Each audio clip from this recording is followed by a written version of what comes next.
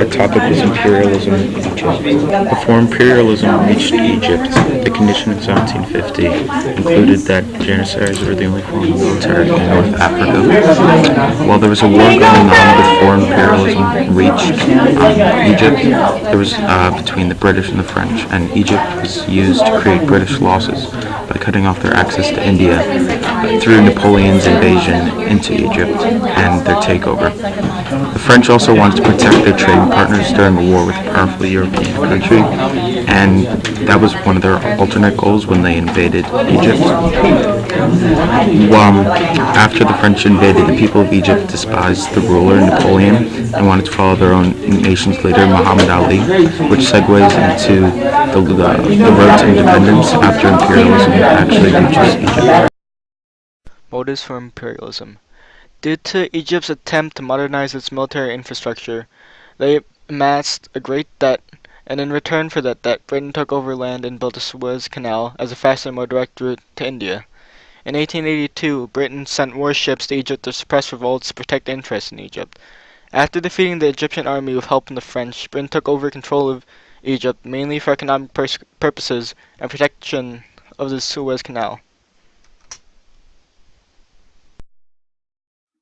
Explanation of control.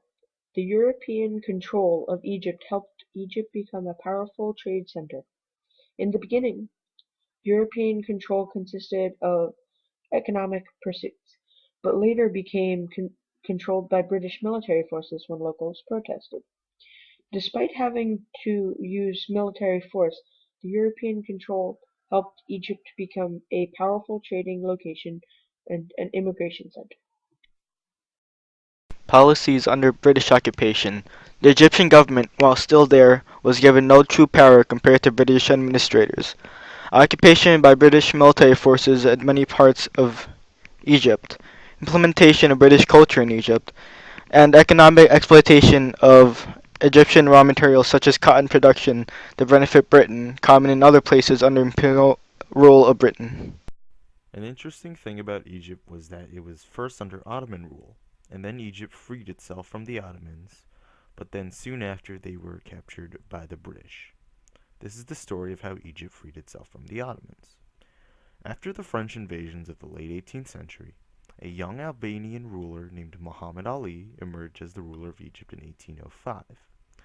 Muhammad Ali introduced Western-style fighting tactics to Egypt, and Egypt became one of the most sophisticated forces in the Arab world. Before long, the Egyptians found themselves freed from Ottoman law.